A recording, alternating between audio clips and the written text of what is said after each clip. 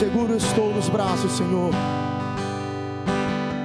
Seguro estou nos braços daquele que nunca me deixou. Senhor, tu nunca nos abandonaste, Senhor, tu nunca.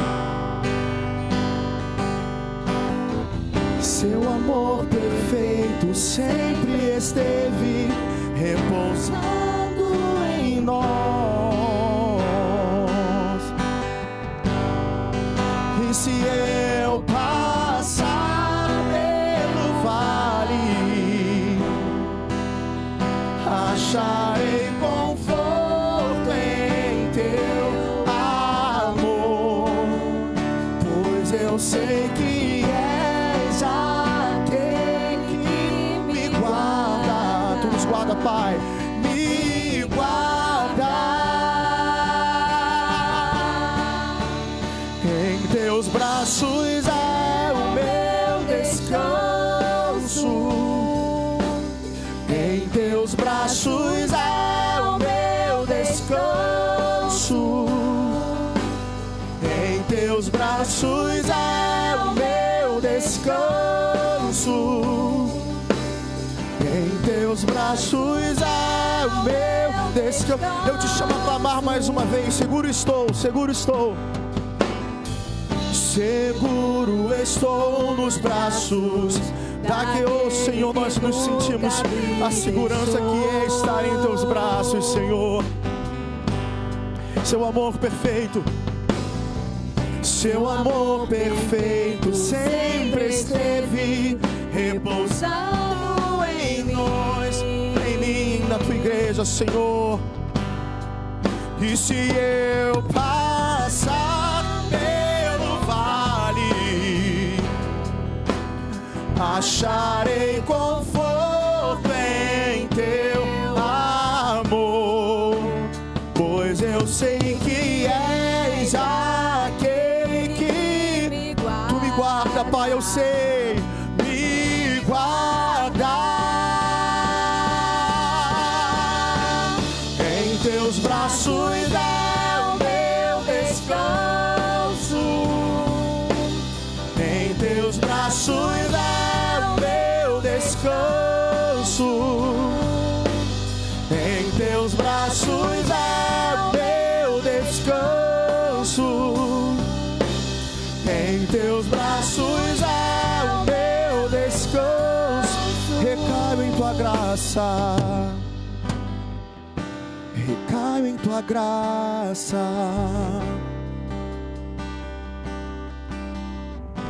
Recaio de novo em tuas mãos. Recaio em tua graça. Recaio de novo em tuas mãos. Eu recaio em tua graça. Recaio em tua graça.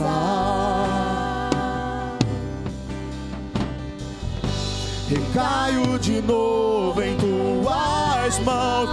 E se eu passar pelo vale, acharei conforto em teu amor, pois eu sei que tu és aquele que me guarda. Eu sei, me guarda. Em teus braços é o meu descanso. Em teus braços é o meu descanso. Em teus braços é o meu descanso. Que em teus braços é o meu. Mais uma vez, em teus braços. Que em teus braços é o meu descanso. Oh Senhor, eu sei que é. Em teus braços é o meu descanso. Que os braços do Senhor sejam o teu descanso. Aleluia, confie nele e tudo mais ainda ele fará. Glorificado seja o nome do Senhor. Glorificado seja o nome do Senhor. Nós estaremos aqui ainda louvando ao Senhor através da santa e gloriosa palavra. Nós estaremos ainda aqui louvando, aleluia, e adorando ao Senhor por tudo que Ele tem feito em nossas vidas e ainda irá fazer. Glorificamos, Senhor, o Teu nome. Aleluia, aleluia, aleluia. Cumprimento os amados irmãos com a paz do Senhor Jesus. Para nós é mais uma vez uma honra, um prazer estar com os irmãos nessa transmissão ao vivo. Desde já nós queremos pedir perdão para os irmãos que nos acompanham pela transmissão.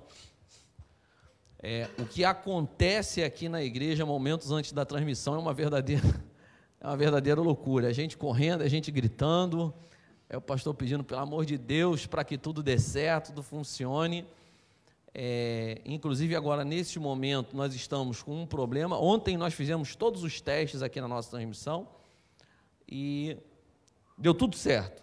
Hoje nós ligamos todo o equipamento, começamos a transmitir, mas a gente de maneira nenhuma está conseguindo fazer a transmissão pelo YouTube. Não entrou de jeito nenhum.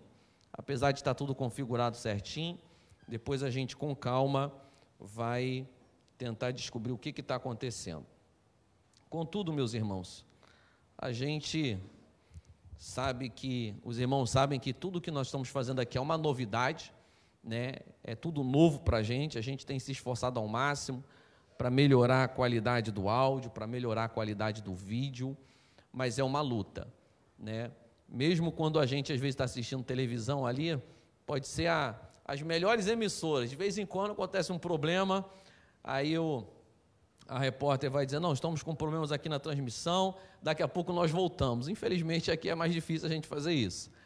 Nós tentamos, na verdade até em algum momento aí tivemos que interromper a transmissão, logo depois nós voltamos, mas a gente sabe que essas dificuldades aí, a cada dia que passa a gente vai melhorando, a gente vai vencendo, para a honra e glória do nome do Senhor. Antes de nós ministrarmos a palavra do Senhor essa noite, nós vamos orar agora pelas nossas contribuições, como nós fazemos todas as nossas transmissões, todos os nossos cultos. Muitos irmãos, alguns irmãos, né, têm se esforçado ao máximo, mesmo aqueles irmãos que são humildes, que têm, às vezes, suas dificuldades financeiras, têm muitas limitações, mas muitos dos nossos irmãos optaram e decidiram por permanecerem fiéis ao Senhor. E quando a gente fala de fidelidade, nós não estamos falando de nada para além das Escrituras, nós estamos falando daquilo que fica centrado nas Escrituras. Então, muitos desses irmãos têm se esforçado, a gente sabe da dificuldade que esses irmãos têm, e mesmo assim permanecem fiel. Então aqui fica desde já o nosso agradecimento, primeiramente a Deus pela sua fidelidade, e o nosso agradecimento por você entender aquilo que nós estamos nos esforçando para fazer aqui. Então nesse momento nós vamos orar.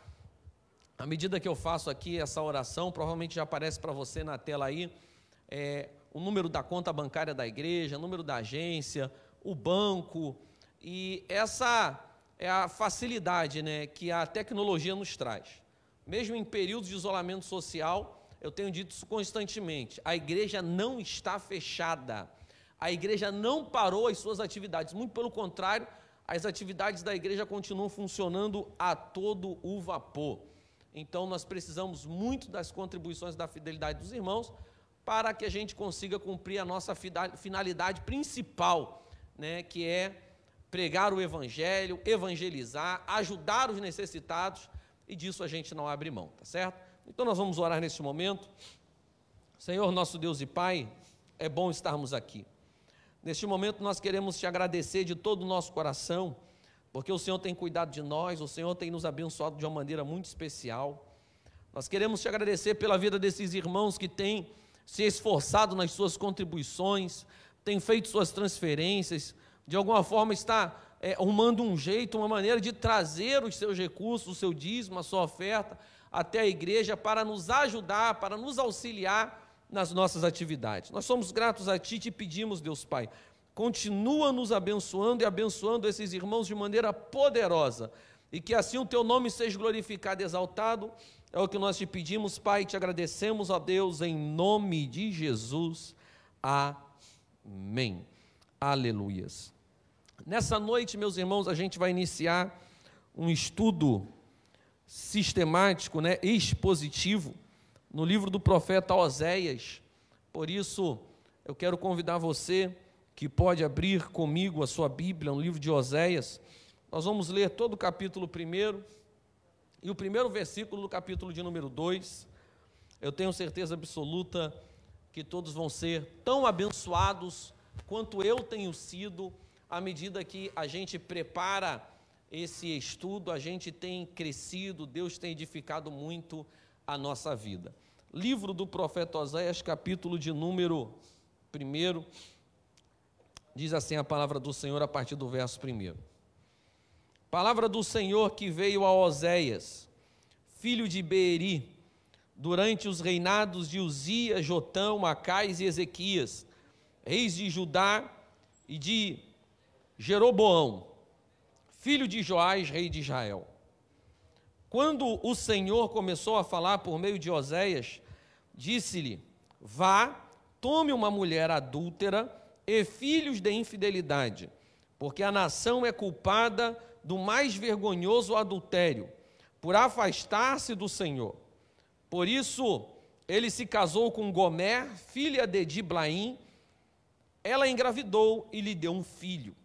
Então o Senhor disse a Oséias: dê-lhe o nome de Jezreel, porque logo castigarei a dinastia de Jeú, por causa do massacre ocorrido em Jezreel, e darei fim ao reino de Israel. Naquele dia quebrarei o arco de Israel no vale de Jezreel. Gomer engravidou novamente e deu à luz uma filha. Então o Senhor disse a Oséias: dê-lhe o nome de Lo-ruama, pois não mais mostrarei amor para com a nação de Israel, não ao ponto de perdoá-la. Contudo, tratarei com amor a nação de Judá, e lhe concederei vitória, não pelo arco, pela espada ou por combate, nem por cavalos e cavaleiros, mas pelo Senhor, o seu Deus. Depois de desmamar Lo-ruama, Gomer teve outro filho. Então o Senhor disse: dê-lhe o nome de Lo-ami, pois vocês não são meu povo, e eu não sou seu Deus. Contudo, os israelitas ainda serão como a areia da praia, que não se pode medir nem contar, num lugar aonde dizia a eles: vocês não são meu povo, eles serão chamados filhos do Deus vivo. O povo de Judá e o povo de Israel serão reunidos, e eles designarão para mim um só líder, e se levantarão da terra, pois será grande o dia de Jezreel. Capítulo 2, verso 1. Chamem a seus irmãos meu povo, e as suas irmãs minha amada. Vamos orar mais uma vez? Senhor, nosso Deus e Pai, neste momento nós queremos demonstrar toda a nossa gratidão ao Senhor, pela oportunidade de estarmos juntos aqui com os nossos irmãos, por meio dessa live, de estarmos aqui na igreja para ministrar a Tua palavra. Nós queremos reconhecer toda a nossa limitação, nós queremos reconhecer o quanto nós somos limitados, pequenos, diante das dificuldades que se apresentam diante de nós, no nosso cotidiano, mas nós sabemos que o nosso Deus é grande. Nós queremos te pedir que a Tua graça e a Tua misericórdia nos acompanhem diante de tudo aquilo que nós iremos ministrar aqui essa noite, e assim o Teu nome seja glorificado e exaltado. Dai-nos sabedoria, instrumentalidade para ministrar a Tua palavra, e dai ao Teu povo, ó Santo Deus de Israel, sabedoria para compreender aquilo que será ministrado, de modo que o Teu nome seja glorificado e exaltado. Assim nós te pedimos, Pai, e te agradecemos, ó Deus, em nome de Jesus. Amém e amém. Aleluias. Meus irmãos, à medida, eu não sei nas próximas transmissões, nos próximos estudos, mas pelo menos nesse, eu consegui, com muito esforço e dificuldade, preparar alguns slides que vão facilitar os irmãos na compreensão dessa mensagem. Então, é uma tecnologia nova também para nós, não o preparar slide, mas o conseguir transmitir para você na sua casa o slide e a voz e um pouquinho da minha imagem. Mas o nosso sonoplasta e o nosso mestre ali de vídeo, ele está se esforçando ao máximo ali. Eu acredito que os irmãos devem estar me recebendo aí com uma qualidade razoável. Eu queria pedir um dos obreiros, pode trazer 2 copinhos de água para mim, por favor? Estamos com a igreja vazia, tá, irmãos? Ah, está aqui? Ah, desculpe, está aqui, Ingrid. É que está tão escondidinho que eu nem vi. Amém.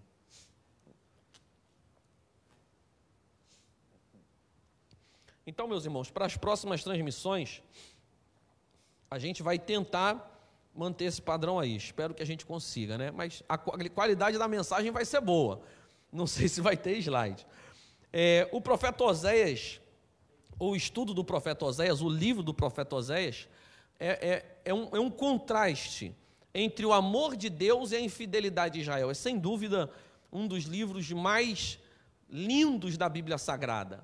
É um dos livros que mais nos constrange, porque ele revela de maneira muito intensa, muito poderosa, o quanto Deus ama o seu povo e o quanto Deus é fiel, preste atenção, aos seus próprios propósitos.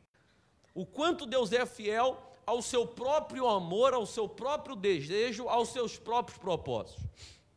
Aí no segundo slide,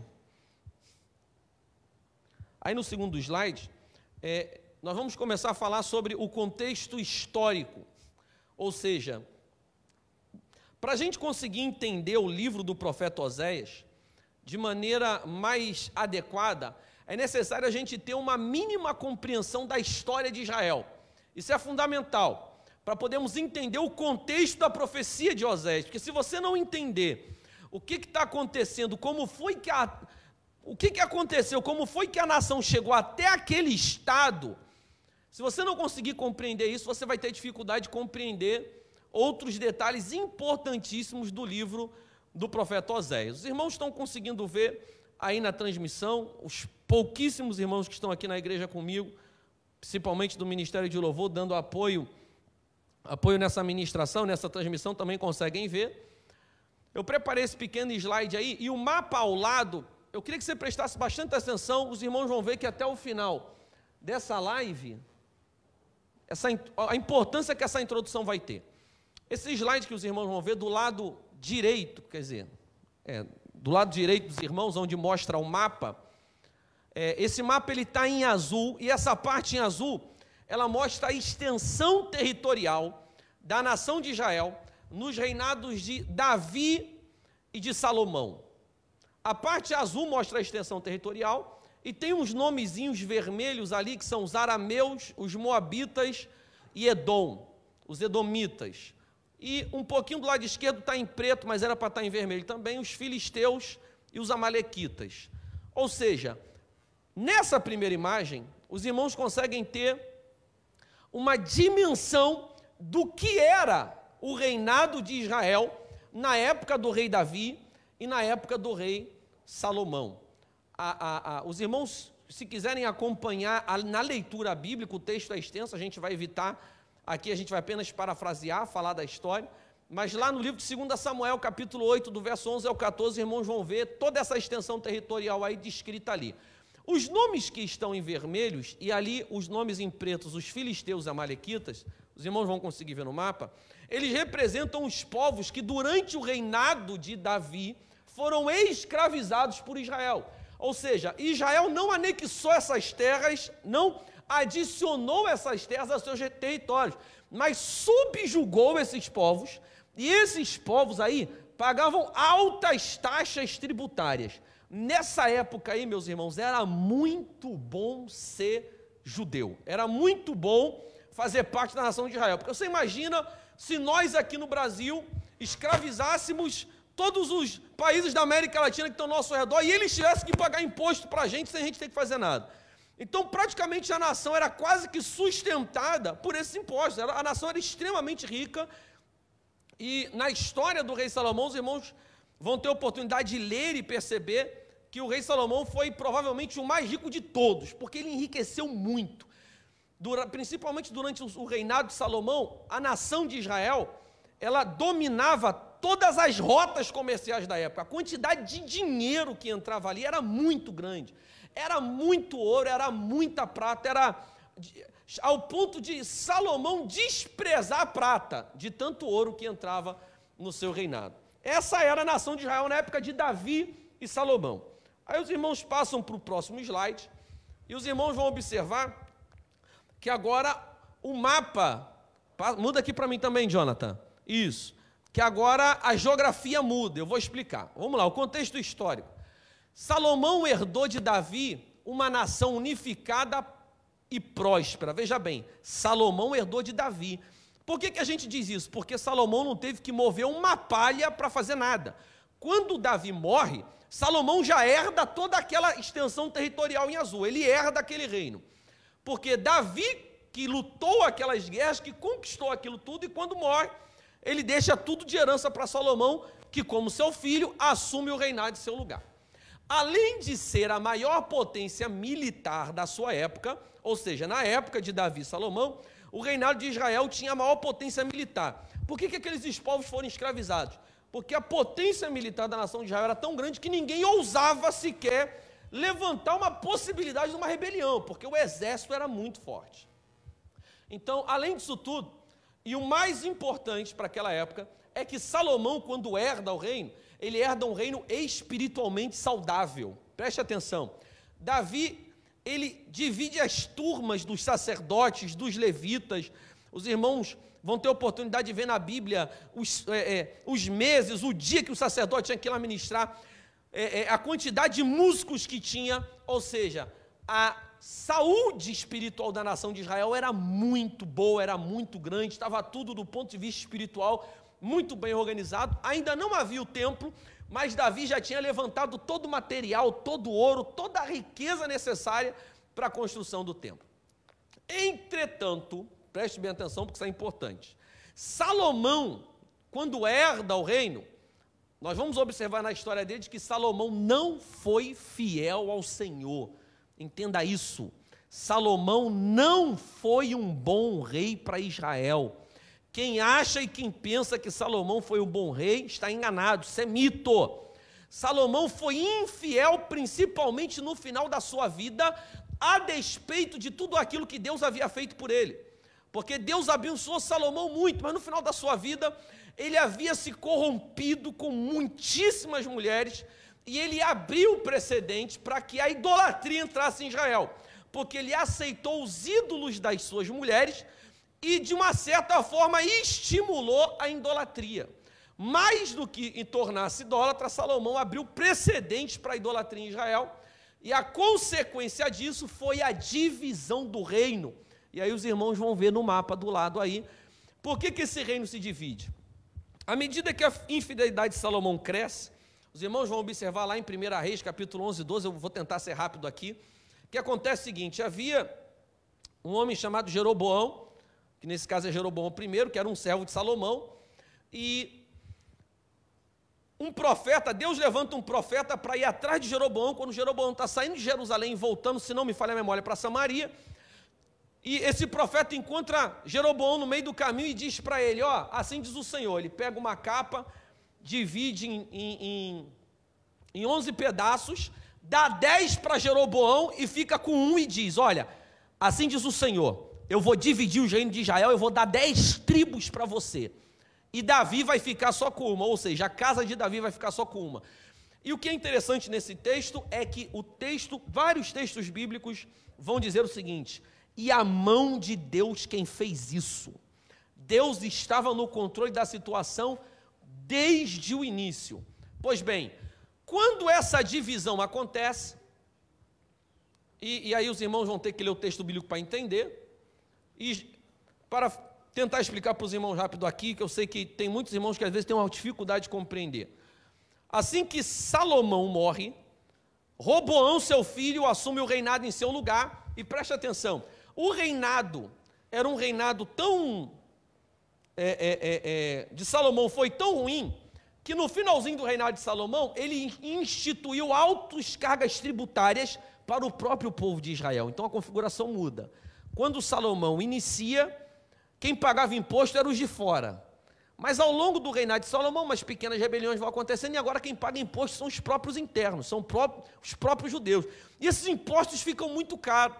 Então, os chefes do povo de Israel vão até Roboão e dizem: olha, Salomão, teu pai, colocou muitos impostos sobre nós.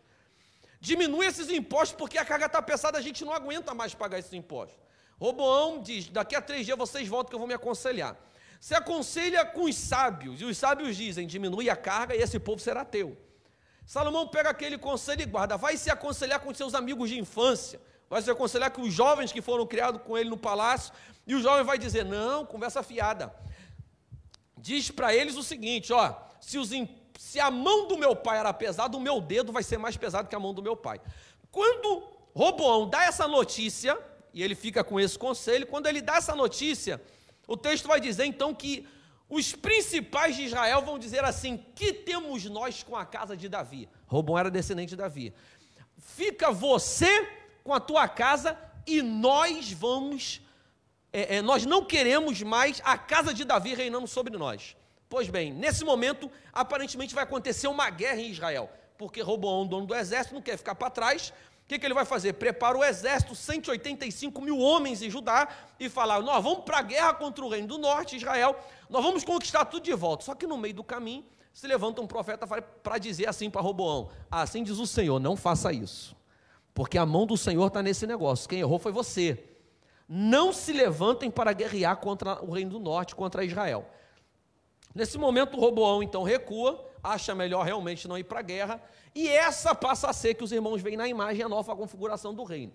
Então a gente tem na parte amarela o reino do norte, cuja capital era Samaria, na parte vermelha o reino do sul, cuja capital era Jerusalém, é também chamado reino de Judá, cuja capital era Jerusalém, e aquela partezinha de azulzinha no canto, são os territórios que Salomão perdeu durante o seu reinado.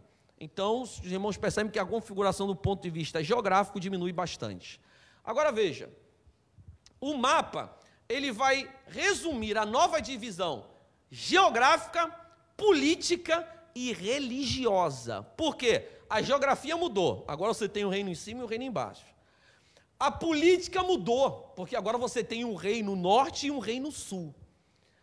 E a religião também mudou. Nós vamos falar daqui a pouquinho, porque a religião do reino do norte de Israel passa a ser diferente da religião do reino do sul em Judá. Passa o próximo slide. Esse quadrozinho que eu coloquei aí, são 2 quadros, vai mostrar para os irmãos compreenderem o nome de todos os reis do norte. Eu não fiz do sul para não gastar tempo. Do reino do norte, vai estar o nome de todos eles. Vai ter o reinado, o período em que ele reinou, quantos anos aquele rei reinou e o caráter daquele rei, e do lado os profetas que profetizaram naquele determinado rei. Agora eu quero chamar a atenção dos irmãos para o seguinte: nesse primeiro slide tem os nomes, tem o período.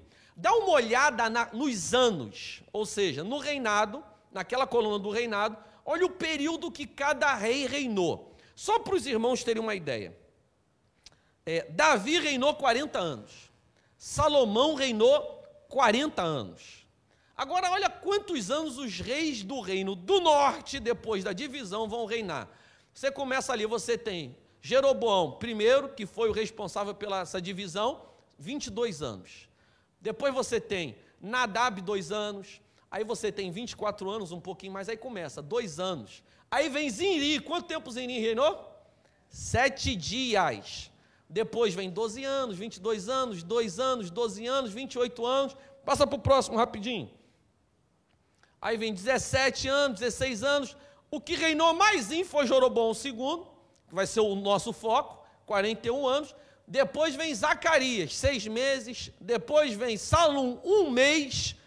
Depois vem Maanem, 10 anos, 2 anos, 20 anos, 9 anos. Volta lá para o primeiro slide.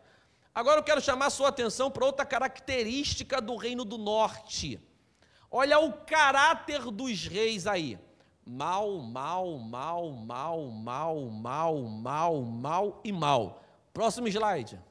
Mal, mal, mal, mal, mal e mal. Entenda isso. Muitos cristãos têm dificuldade de entender. Quando o reino se divide, no reino do norte, não vai ter um cabra bom.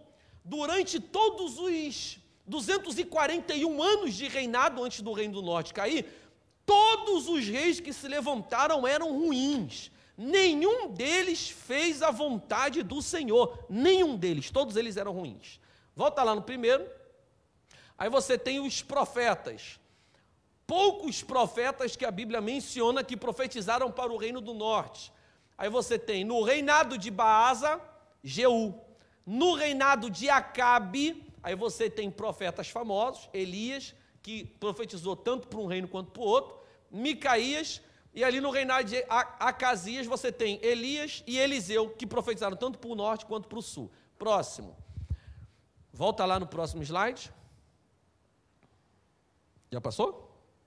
Isso. Aí você tem Jeoacás, no reinado de Jeoacás você tem Jonas e Amós. Oséias já era vivo, mas a Bíblia vai dizer aí no verso primeiro do livro de Oséias que a sua profecia ela toma mais proeminência no reinado de Jeroboão, segundo. Aí você tem Oséias e Miqueias, só essa galera aí. Para os outros reis, praticamente ninguém profetizou, não com nenhuma relevância que a Bíblia mencione. Então, a gente consegue entender um pouco essa configuração.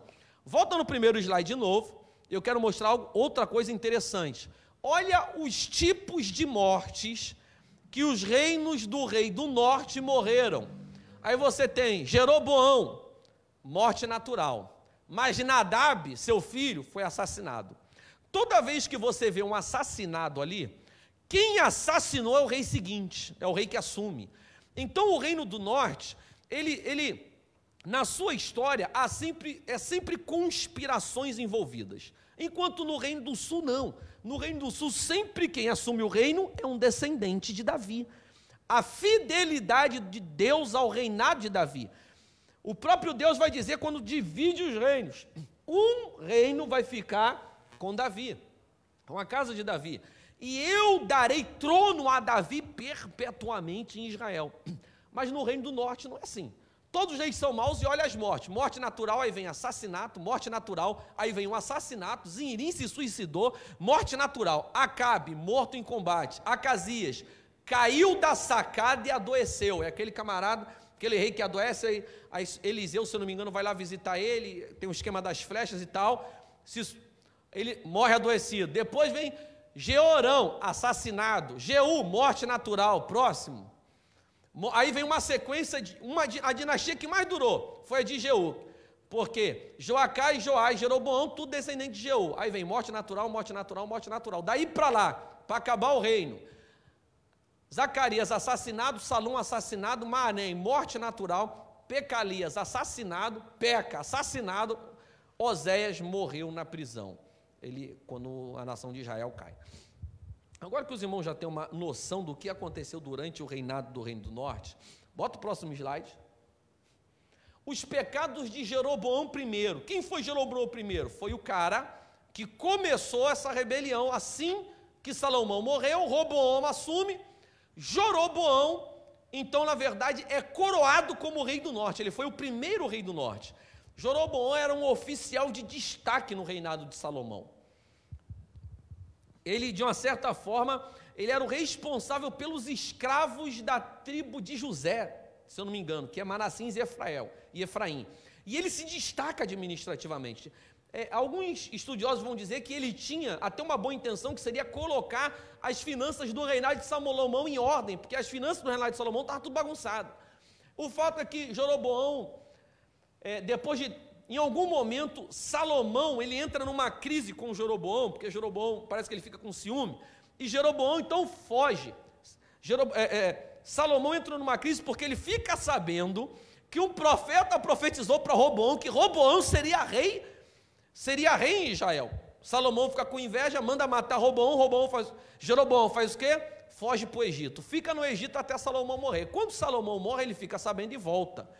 Quando ele volta, acontece esse episódio.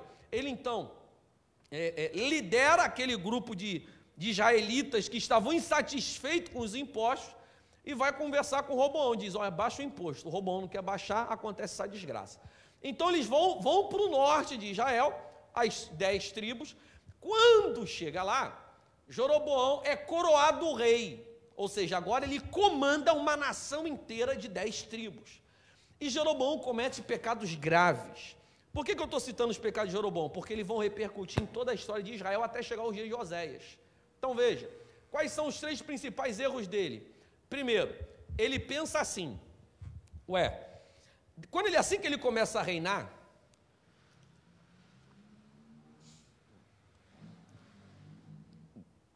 bebendo água aqui para a garganta não travar. Assim que ele começa a reinar, ele pensa, ora, o templo fica onde? Fica em Judá, lá em Jerusalém, no reino de Judá. E os judeus, uma boa parte ainda é devoto a esse Deus, que é o Deus de Israel todo.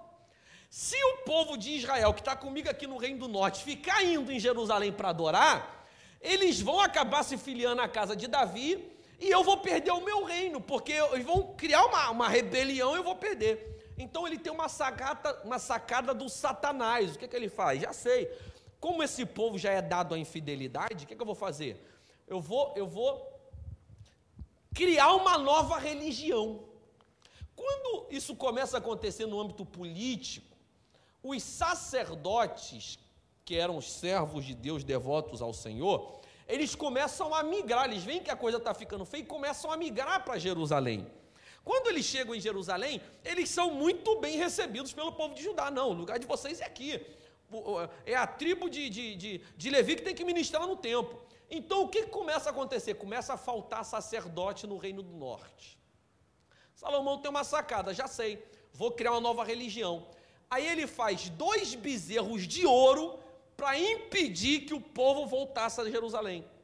Ele bota um no extremo norte do Reino do Norte, que agora me fugiu o nome da cidade, mas se eu não me engano é Betel. Ele vai botar um em Betel, eu esqueci o nome da outra cidade agora, um no extremo norte, um no extremo sul do reinado dele, do reinado do norte. Pois bem, ele coloca esses bezerros de ouro e diz o seguinte, olha, a partir de agora esses são os nossos deuses, que nos tiraram da terra do Egito. O pessoal não perde essa mania, né? De substituir Deus por um falso Deus. Beleza. Ele faz isso, só que acontece, quem é que vai ministrar? Os sacerdotes que eram fiéis a Deus meteram o pé para Jerusalém. Agora preste atenção, primeiro ele estabelece a idolatria como religião oficial de Israel. Segundo lugar, o que ele faz? Não tem sacerdote. O que ele faz? Vamos fazer o seguinte então, quem aí do povo quer ser sacerdote, levanta a mão. Mais ou menos isso que ele fez. Aí, no meio daquela bagunça, se você perceber alguma semelhança com o que acontece hoje, não é coincidência. Ele diz, quem quer ser sacerdote? Aí uma galera levanta a mão. Por que essa galera levanta a mão? Primeiro, eles não poderiam ser sacerdote antes, porque só podia ser sacerdote aqui na tribo de Levi. Eles pensam, pô, cara, sacerdote é uma boquinha fácil, né? Não falta comida, tem o reconhecimento, tem um certo poder político. Então começam a se levantar várias pessoas interessadas em quê? No dinheiro que ia rolar, nas ofertas, nos sacrifícios, no poder político. E aí agora quem são os sacerdotes? Preste atenção que isso é importante. Os sacerdotes são gente que não entende nada da palavra. Os sacerdotes agora são gente que não entendem nada das leis de Moisés. Os sacerdotes agora são pessoas que não devem nada a Deus, que não devem nenhum tipo de infidelidade. É por isso que lá no reinado de Acabe você vê 400 profetas de Baal, mais 450 profetas de Acera, e meus irmãos, é daí para lá, esses 400 mencionados no livro eram pouco, porque só tinha idolatria, a idolatria era a religião oficial agora. Mas o povo de Israel também gostava de festas. O que Jeroboão vai fazer? Substituir a festa dos tabernáculos, para o povo não ter que ir lá no sul adorar, substitui a festa dos tabernáculos por um festival de outono. Ou seja, agora os irmãos pensem na desgraça e na bagunça que acontece na cabeça do povo. É como se o Bolsonaro hoje pegasse o microfone ali, ele adora falar besteira de manhã cedo, né? E aí ele dissesse assim, a partir de hoje a religião oficial do Brasil é o voodoo. Como é que ia ficar a tua cabeça?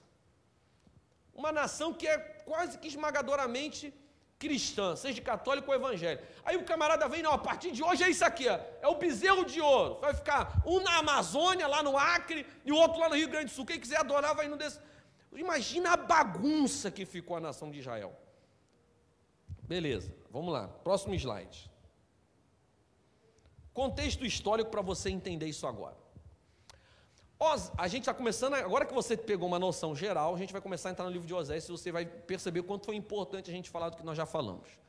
Oséias é um profeta em uma nação. Oséias profetizou para o norte, tá? Ele é o profeta em uma nação onde a adoração a bezerros é a religião oficial do império. E a adoração ao Senhor era quase uma declaração de rebelião contra o Estado. Qualquer um que demonstrasse qualquer fidelidade a Deus era visto com maus olhos pelo Estado. Lembra de Elias e Acabe? O problema que teve? Perturbador de Israel, não é assim que ele é chamado, que ele é conhecido? Quando Elias encontra Acabe, ele vai dizer, já me encontrou aqui, perturbador de Israel. Elias profetizou seca, Acabe, Jezabel ofereceu a cabeça dele a peso de ouro, prometeu que ia matá-lo. Esse era o contexto em que Oséias se levanta como profeta. Meus irmãos, ser profeta, você imagina hoje no Brasil, ser cristão no Brasil hoje já não é muito difícil, né? É relativamente fácil. Agora, vai ser profeta lá na Arábia Saudita, vai ser profeta no Iraque. Esse era o contexto do profeta Oséias. Segundo ponto aí, Oséias profetizou no reinado de Jeroboão II, não é o mesmo cara que dividiu o reino. Jeroboão II já é outro rei que tinha o mesmo nome. Foi nesse período, agora olha que situação do profeta Oséias, que Israel teve maior desempenho econômico e pior desempenho moral. Veja bem, na história, ao longo de toda a história do Reino do Norte, quando você estuda isso geográfica e politicamente, você vai ver que foi no reinado de Jeroboão que foi a melhor época para se morar no Reino do Norte. Jeroboão anexou terras que Salomão havia perdido, economicamente a nação cresceu, ficou próspera. Só que, à medida que a prosperidade aumentava, a imoralidade aumentava junto. Sabe aquela falsa sensação de segurança? O exército de Jeroboão era grande. O que o povo pensava? Não, o nosso exército é um dos melhores que tem no mundo, está tranquilo. Não, mas o pecado, não, ninguém vai derrotar a gente. Não faltava dinheiro, economicamente a nação estava prosperando. Nesse contexto é que Oséias vai profetizar. Jeroboão II teve um excelente desempenho militar, ele tinha um grande exército, o que conferia à nação uma falsa sensação de segurança. Mas Deus estava lá do céu vendo tudo. Último ponto. O período de maior prosperidade também foi o período de maior injustiça social. Amós profetiza nesse mesmo período. Qual é o tema do livro de Amós? Injustiça social. Oséias vai focar num tema, Amós vai focar no outro, mas os dois eram profetas nesse período. Aí você observa, os ricos exploravam os pobres nessa época, e o sistema judiciário era extremamente corrupto. Amós vai falar sobre isso aí. O próximo slide já traz para os irmãos um esboço do livro do profeta Oséias. Aí a gente tem o tema do livro, que é infidelidade. A infidelidade ao Senhor é como adultério. Esse praticamente é um tema que é trabalhado em todos os capítulos do livro de Oséias. A primeira parte, ele se divide em 4 partes. A primeira é a descrição da infidelidade de Israel, ilustrada pela tragédia de Oséias. Aí você tem, do capítulo 1 ao capítulo 3, o que Oséias trabalha? A bondade de Deus, a santidade de Deus e o amor de Deus. Na segunda parte do livro, Oséias vai denunciar os pecados de Israel, do capítulo 4 ao 7. Ele vai falar sobre o quê? Sobre a ignorância do povo, a idolatria do povo e a falsidade do povo. Próximo. No terceiro ponto, ele vai, que é do capítulo 8 ao 10, Oséias fala sobre o julgamento de Israel. E aí ele vai profetizar o quê? A invasão da Síria, a dispersão de Israel e a colheita do que semearam. Ou seja, tudo essa idolatria, todos esses pecados, Oséias vai profetizar o que eles vão colher por causa disso. E o quarto ponto, a restauração de Israel, do capítulo 11 ao capítulo 14, 3 pontos. A misericórdia de Deus no passado, a disciplina de Deus no presente e as promessas de Deus para o futuro. Aí agora, feito esse esboço, a gente começa a entender mais particularmente o capítulo 1.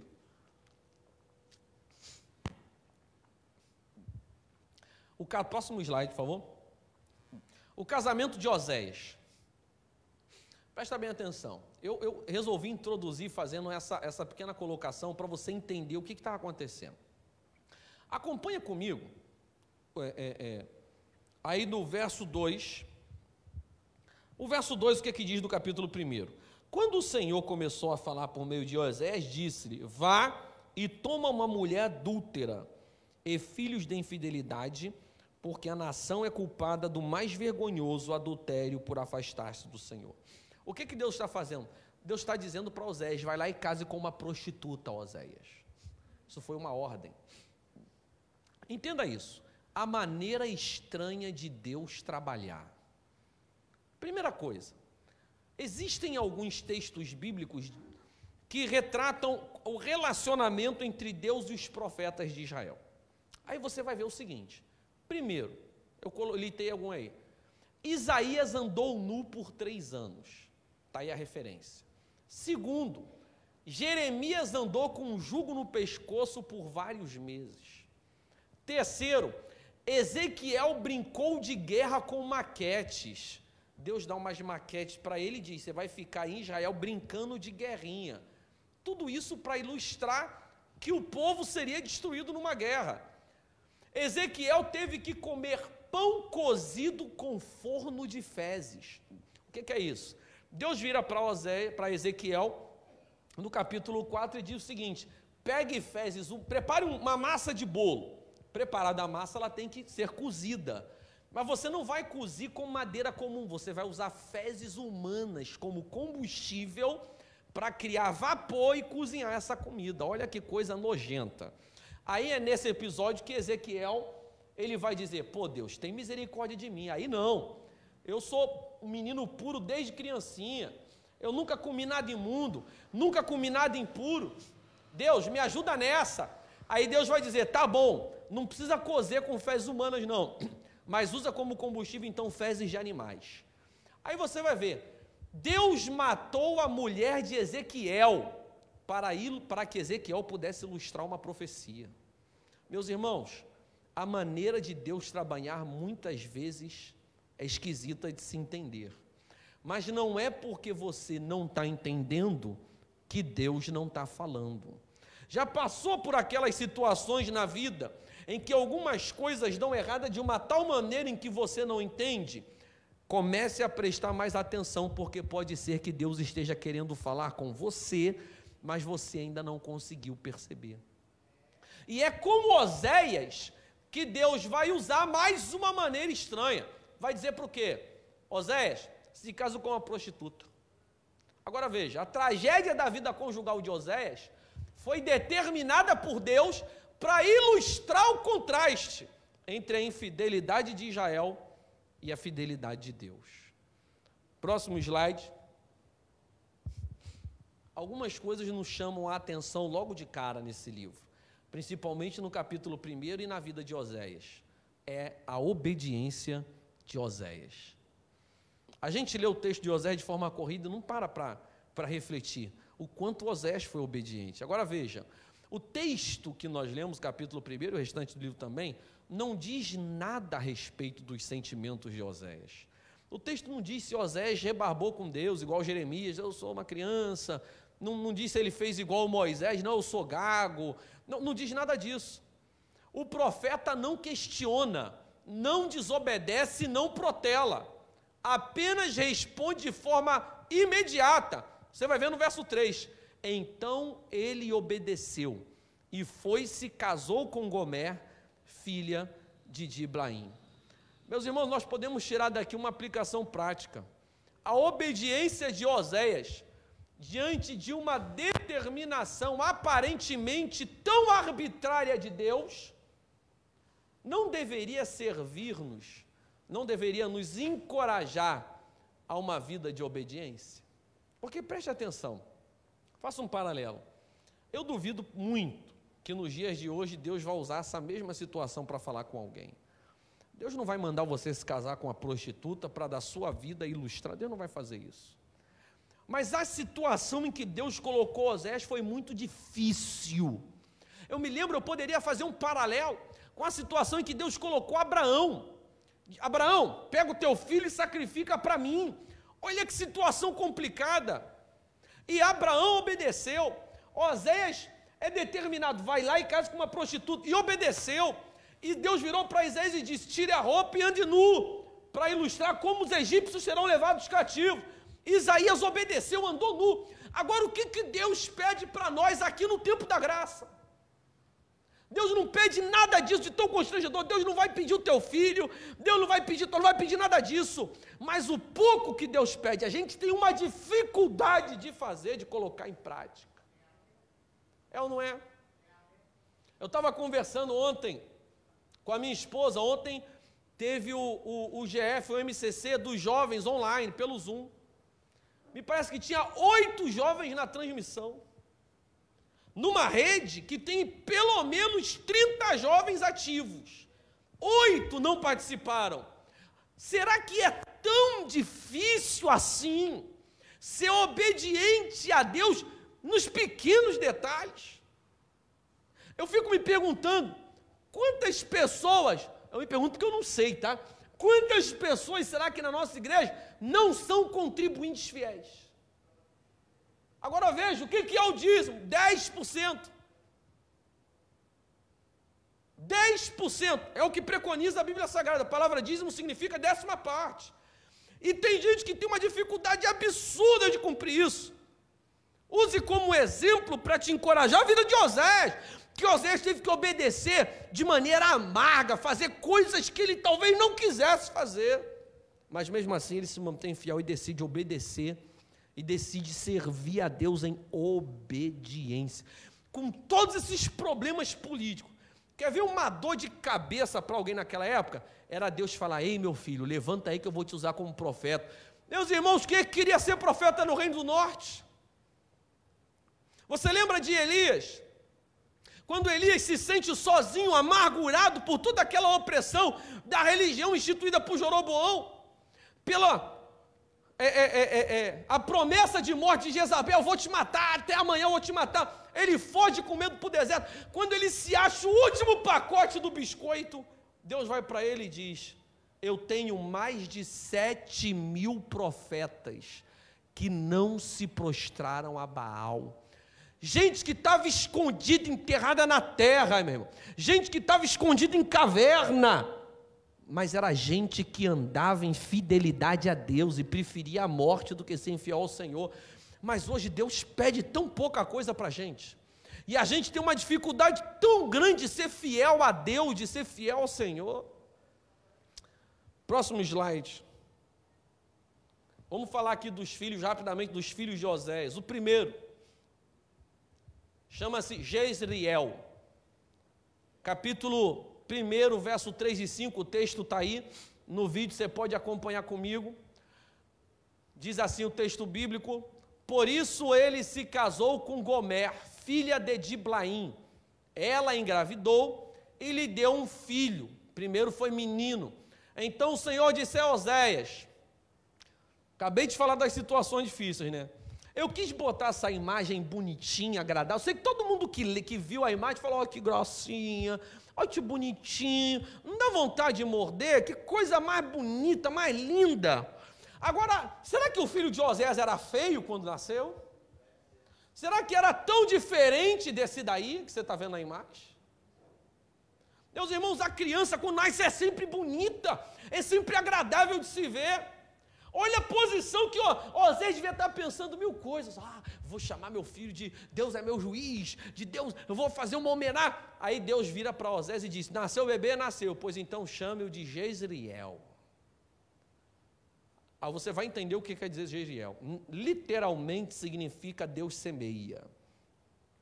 Mas o significado naquela época tinha outra conotação. Eu vou explicar. Deus diz: dê a ele o nome de Jezreel, porque logo castigarei a dinastia de Jeú, por causa do massacre ocorrido aonde? Jezreel. E darei fim ao reinado de Israel. Naquele dia, quebrarei o arco de Israel no vale de Jezreel. Bota o próximo slide e você vai entender. Jezreel, eu vou explicar o que é Jezreel para você entender o contexto. De uma criança tão bonita, e mais, né, irmãos? Era o primeiro filho. Primeiro filho, o cara fica todo bobo. Nossa, meu filhinho, então. Aí Deus vira para ele e diz: bota o nome de Jezreel. Fica imaginando a cara do oficial no cartório de Israel. Qual vai ser o nome do menino? Jezreel. Pô, tá de brincadeira, né, cara? E aí você vai entender o porquê. Vamos entender o que foi Jezreel. Que cidade, que local foi esse? Jezreel foi o cenário da épica batalha de Gideão contra a aliança militar feita pelos medianitas e amalequitas e outros povos. Nesse período, Gideão venceu 135 mil soldados do inimigo com apenas 300 soldados. É aí que a cidade de Jezreel começa a tomar vulto. Lembra daquela história de Gideão? Gideão vai com 300 homens, né? E aí, na verdade, ele vai com 30 mil, eu acho, 30 mil. 32 mil homens. Obrigado, missionária Ingrid, minha assessora de assuntos aleatórios aqui nesse momento. 32 mil, e Deus fala: não, esses 32 é muito, vai só com 300. E 300 ganham a batalha. Aonde que aconteceu essa batalha? Em Jezreel. Já começa a ser um lugar de derramamento de sangue. Mas até então, tinha uma conotação de vitória lá. É um lugar de vitória e tal, beleza. Jezreel, segundo ponto. Local aonde ficava a vinha de Nabote. Era lá em Jezreel. Ali o sangue de Nabote foi derramado após uma conspiração feita por Jezabel, esposa de Acabe. Isso resultou em uma maldição terrível para toda a família de Acabe. Ou seja, Acabe já não prestava, Jezabel ainda menos. E aí tem aquele episódio da vinha de Nabote. Acabe vai querer comprar, Nabote vai dizer: isso é herança dos meus pais, eu não vendo. Ele volta aborrecido, ele sabia que não podia tomar a terra pelas leis de Israel, o direito da propriedade ainda valia alguma coisa naquela época. Quando ele chega lá, Jezabel vê ele emburrado, e ele diz: não, o cara eu quis comprar vinho, o cara não quis vender, e me aborreci com ele. Jezabel diz: mas tu és o rei de Israel? É assim que tu se comporta, fica aborrecidinho? Não, eu vou resolver esse negócio. Ela cria uma conspiração, acusa Nabote de mentir, de falar falso testemunho, de falar mentiras, e aí, baseado nessas mentiras, nessa conspiração que ele criou, Nabote é apedrejado. O rei só podia tomar a terra quando Nabote morresse. Nabote é apedrejado, acusado falsamente, condenado injustamente. Isso deixa Deus irado, foi a gota d'água. Deus levanta o profeta Elias para ir até Acabe e dizer: por causa disso que tu fez, o sangue da tua família vai ser todo derramado e não vai ficar um descendente teu para contar a história. A Bíblia vai dizer que Acabe, quando ouve essa profecia, nesse episódio que ele chama Elias de perturbador de Israel, quando ele ouve essa profecia, ele se desespera e começa a se lamentar e se arrepender. Aí Deus vai até Elias e diz: viu lá qual foi a reação de Acabe? Deus parece que fica comovido. Ele se arrependeu. Então volta lá e diz assim: porque você se arrependeu, veja bem que Deus não tira o castigo, Deus só prorroga. Porque você se arrependeu, eu não vou destruir e fazer com que a tua semente seja desarraigada da terra no teu reinado, mas depois do teu reinado. O tempo vai passando. O que acontece é que Jeú, deixa eu voltar aqui só para os irmãos poderem entender. Jeú, Quando Acais morre, Acasias, seu filho, começa a reinar. Só que Acasias cai da sacada, se machuca, adoece e morre. Ele só reina por 2 anos. Jorão, que era irmão de Acasias, também filho de Acabe, assume o reinado no seu lugar e vai reinar por 12 anos. Jorão vai para a guerra. Na guerra, presta porque você vai entender o porquê desse Jeziel. Na guerra, ele se fere, vai, se não me falha a memória, para Samaria para se recuperar. Nesse período, se não me falha a memória, Eliseu vai até Jeú. Quem é Jeú? Jeú era um dos generais do exército de Israel. Era um dos comandantes. Vira para Jeú, Jeú está com 2 comandantes e diz, olha, eu tenho uma palavra para você, tá os 2. Aí Jeú vai dizer, para quem? Para mim ou para o outro comandante aqui do meu lado? Não, é para você, Jeú. Jeú entrar na casa com o profeta e o profeta diz, assim diz o Senhor, eu dou a nação de Israel hoje nas tuas mãos. E através de você eu vou cumprir a profecia que eu fiz para Acabe, não vou deixar nenhum descendente. Lembre-se de que Jeorão, que era o rei que estava ferido em Samaria, era filho de Acabe. Aí o que acontece? Com aquela profecia, Jeú vai até o seu exército e diz, o profeta acabou de me ungir rei de Israel, vocês estão comigo ou vocês estão contra mim? Se vocês estiverem comigo, a gente vai tomar esse reinado agora na base da violência. O exército diz, estamos contigo, ninguém gostava dele, nem do pai dele. O exército fecha com Jeú, Jeú parte para Samaria e sai matando quem vê no caminho. Quando Jorão, ou Jordão, desculpa, ou Jorão, a Bíblia também chama ele de Jorão, quando vê ele de longe, se desespera, o que está acontecendo? Manda um mensageiro. Quando o mensageiro chega, Jeú, mata o mensageiro e continua cavalgando para encontrar com ele. Ele manda outro mensageiro, você é mensageiro? Mata o mensageiro também. Jorão começa a ficar meio preocupado, o que ele está fazendo, o que está acontecendo. Quando o Jorão chega, não tem muita conversa, mata ele. Dali ele parte para matar Jezabel. A promessa de Deus é que não ia ficar ninguém. Chega lá, não precisa nem matar, que Jezabel se esconde no alto de uma torre, e ele grita, se tiver alguém aí que é fiel a Deus, joga essa mulher daí de cima. Os próprios servos dela pegam ela, jogam ela lá embaixo, ela morre também. Quando sai dali, Acabe tinha mais de 30 filhos, pelo que me parece. Ele sai caçando um por um, e sai matando todo mundo. E todo mundo que dissesse que era amigo dele, amigo de um filho, amigo... Jeú passa o cerol em todo mundo, não fica ninguém. Ele cumpre a promessa? Cumpre. Só que a Bíblia vai dizer também, aqui no livro de Oséias, a Bíblia vai dizer que Deus, ele não se agradou da maneira como Jeú agiu. Jeú agiu com tamanha violência, isso desagradou a Deus e Deus então faz uma promessa. Jeú vai pagar pelo excesso de zelo que teve no derramamento de sangue. E é por isso que ele faz menção a Jezreel. Por quê? Porque, terceiro ponto, foi o local onde a profecia contra a família do rei Acabe se cumpriu. Foi lá que ele foi morto. Se cumpriu no reinado de Jorão, neto de Acabe. Deus levantou Jeú como comandante do exército de Israel e entregou a fim, o encarregou de dar fim à descendência de Acabe. Entretanto, Jeú foi longe demais, você vai ver isso lá em 2 Reis 9:12. Derek Kinder vai dizer o seguinte, preste atenção, você vai entender o significado do nome.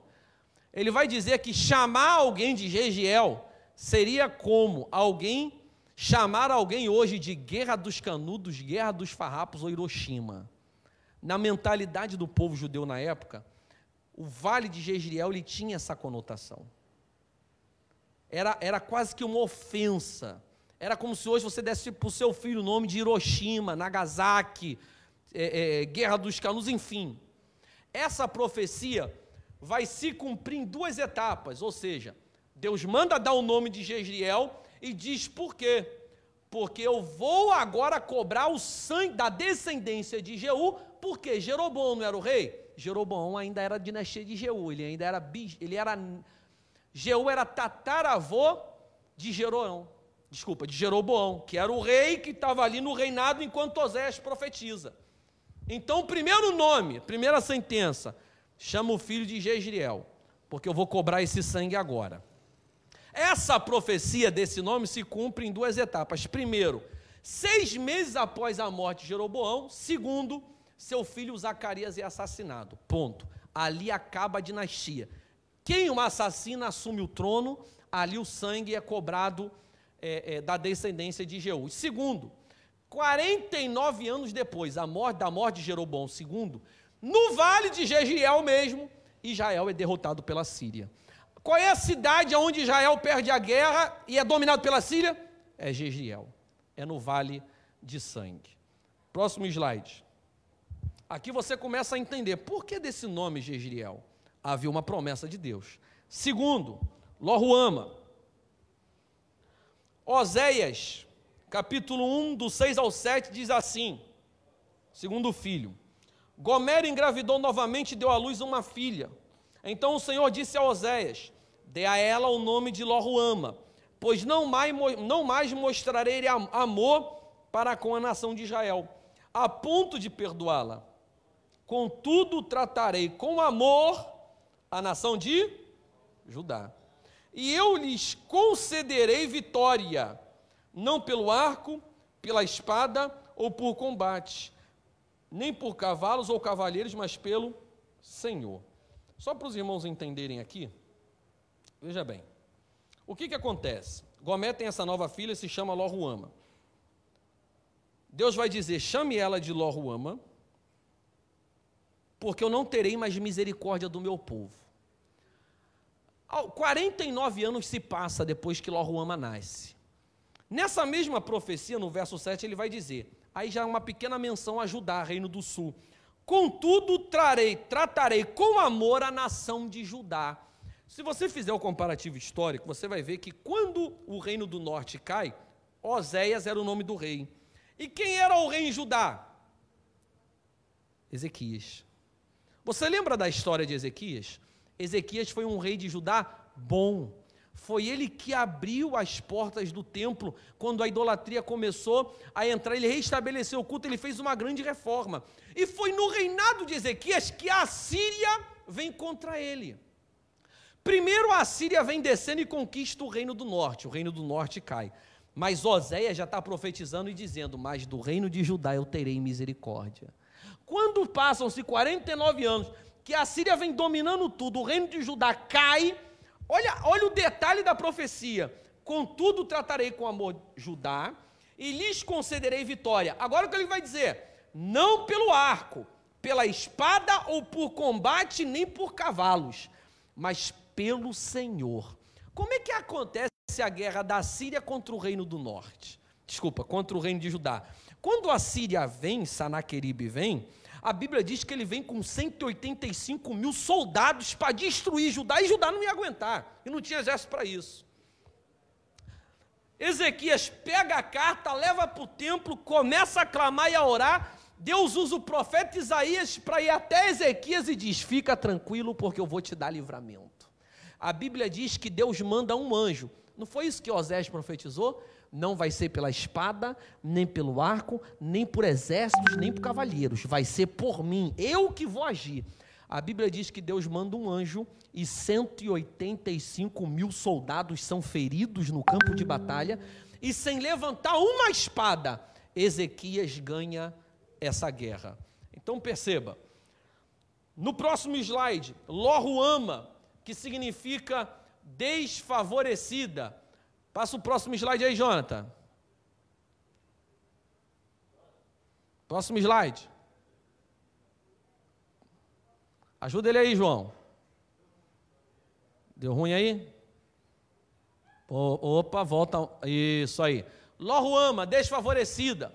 Lo-ruama, este nome aponta para o tamanho do desgosto de Deus para com Israel. Saiu aí, Jonathan. A infidelidade de Israel chegará ao seu limite máximo. Deus agora resolve reter o perdão. Até então Deus vinha agindo com misericórdia, mas agora Deus vai parar de ter misericórdia e Ele vai dizer, o nome da tua filha vai apontar para isso. Lo-ruama também pode ser traduzido por não compaixão. Agora veja, muito pior do que perder uma guerra ou um reino, é perder a misericórdia e a compaixão. E é isso que Deus está dizendo. Agora, lembra daquela foto bonita do bebê? Olha Oséias sendo colocado numa situação difícil mais uma vez. Tem que pegar uma criança linda, levar para lá. Registra aí, qual é o nome? Loruama. Desfavorecida? Você já pensou você ir num cartório e chamar teu filho de desfavorecido, desfavorecida? Foi exatamente o que Oséias fez. Próximo. Terceiro filho, Lo-Ami. Próximo aí, João. Isso. Verso 8 e 9, capítulo 1. Depois de ter desmamado Lo-Ruama, Gomer teve outro filho, agora mais um menino.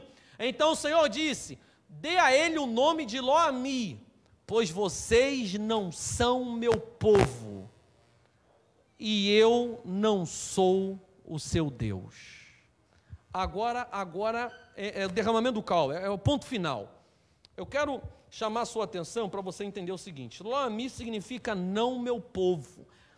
Agora eu vou mostrar para vocês a implicação geral disso. Você lembra que na Bíblia Sagrada, de Gênesis, quando Deus chama Abraão, meus irmãos, até o Apocalipse aparece uma expressão diversas vezes que diz assim: meu povo.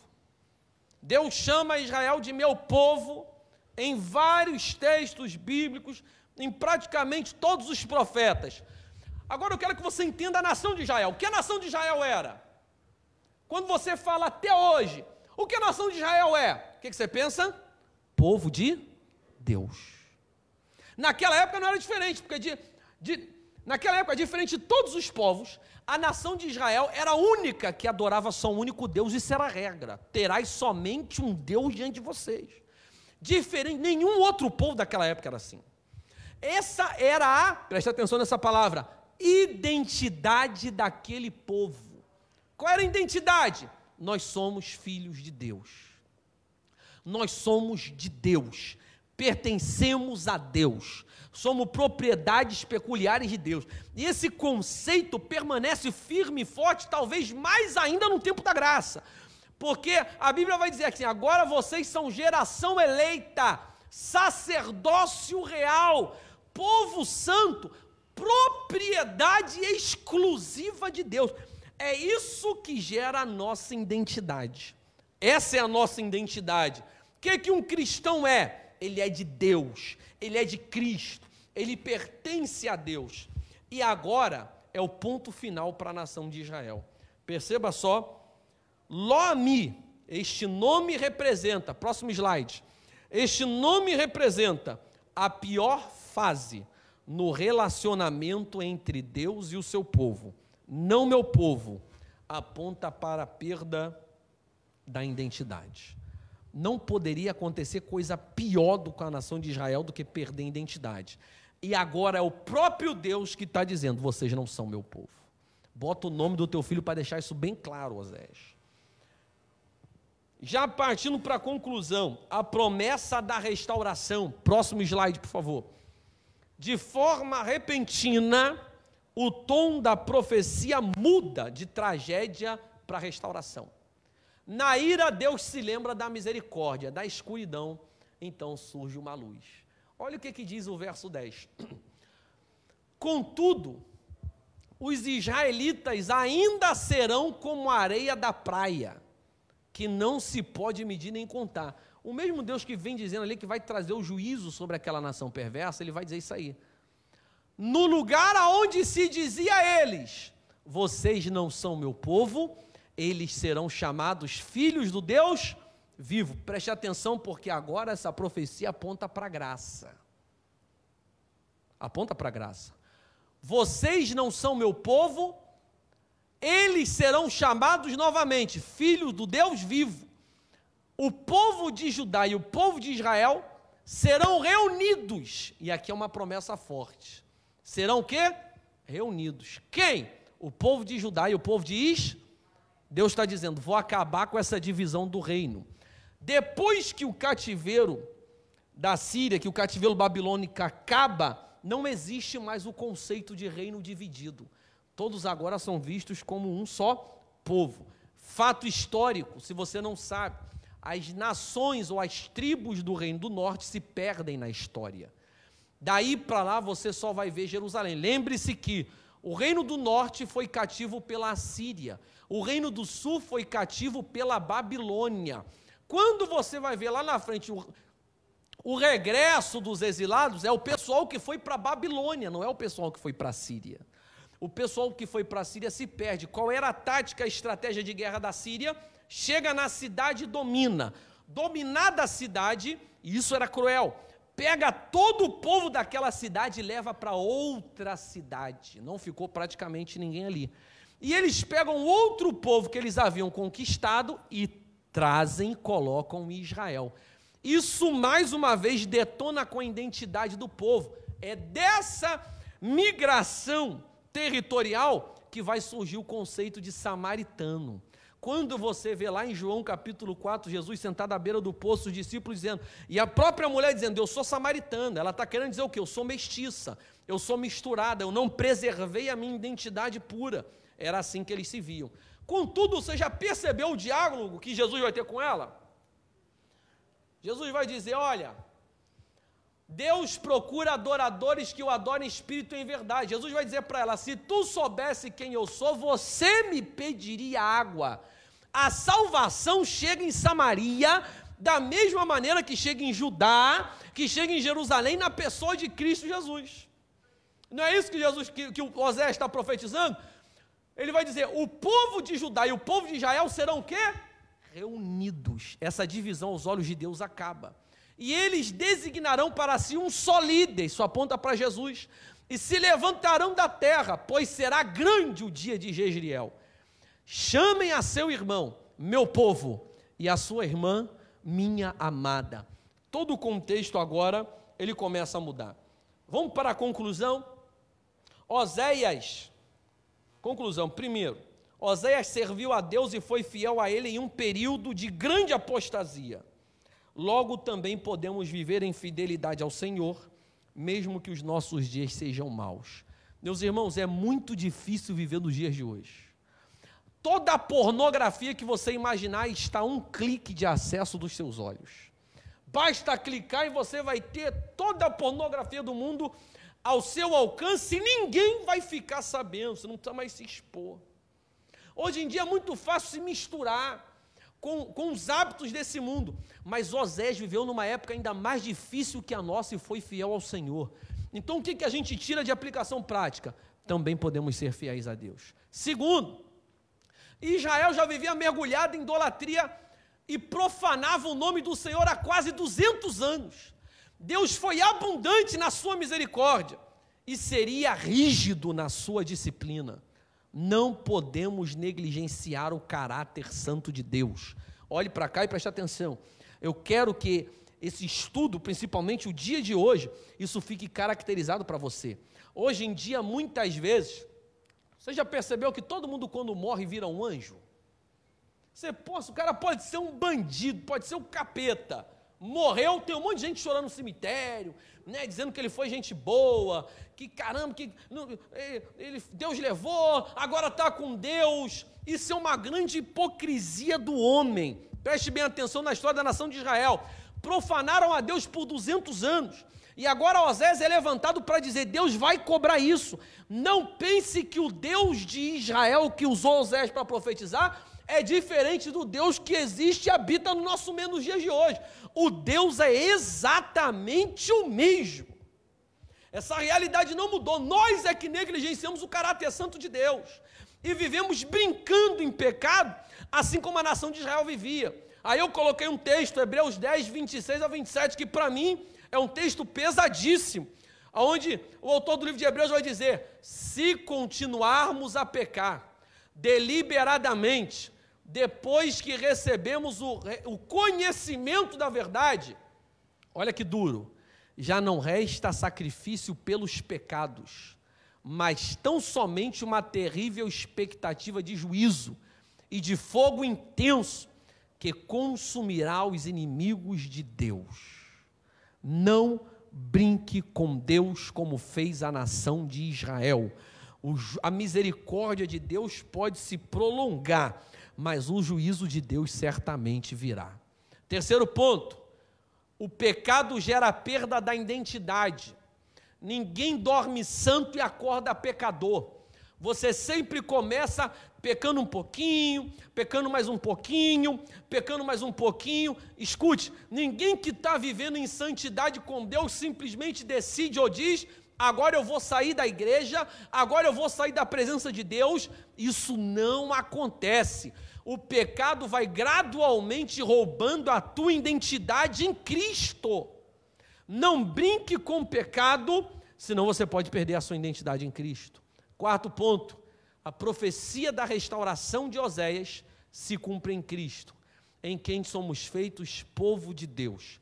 O texto está aí para você conferir depois, eu não vou ler para não me estender. Eu só quero dizer o seguinte: Deus não tem três povos: o povo do Reino do Norte, o povo do Reino do Sul e os cristãos de hoje. Deus não tem dois povos: o Reino do Norte e o Reino do Sul, ou a nação de Israel e os cristãos. Deus só tem um povo. Para Deus hoje não existe nem Reino do Norte, nem Reino do Sul, nem nação unificada. Nós em Cristo somos feitos todos filhos de Deus. Meus irmãos, neste momento eu quero orar, agradecer a sua paciência por nos acompanhar nesse estudo, pedir perdão às dificuldades que nós tenhamos encontrado aí ao longo da transmissão, agradecer a sua presença, pedir para que você esteja conosco, compartilhe, nos ajude, nos abençoe. Você vai estar abençoando a vida de outras pessoas também à medida que você compartilha esse vídeo. No domingo, nós estamos ainda averiguando se teremos ou não Escola Bíblica Dominical, e à noite, certamente, às 18h30, o nosso culto de louvor e adoração a Deus. Amém? Vamos orar? Senhor, nosso Deus e Pai, neste momento nós queremos te agradecer porque o Senhor tem cuidado de nós. O Senhor tem nos livrado de todo mal. Que o Senhor continue nos dando sabedoria e graça, de modo que nós possamos continuar a ministrar a Tua palavra com toda a qualidade, mesmo nesse momento, nesse período de isolamento social, e que vidas possam continuar sendo alcançadas. Cuida de nós, esteja conosco. É o que nós te pedimos, Pai, te agradecemos, em nome de Jesus, e que a graça do nosso Senhor Jesus Cristo, o amor de Deus Pai e as doces consolações do Espírito Santo repouse sobre todos nós. Todos juntos dizemos amém. Eia! Tá baixo, vocês têm pouca gente aqui na igreja, mas dá para ser melhor. Eia! Agora para o povo que está em casa estremecer. Eia! Isso porque a igreja está vazia, imagina quando estiver cheia. Deus abençoe os irmãos, amém?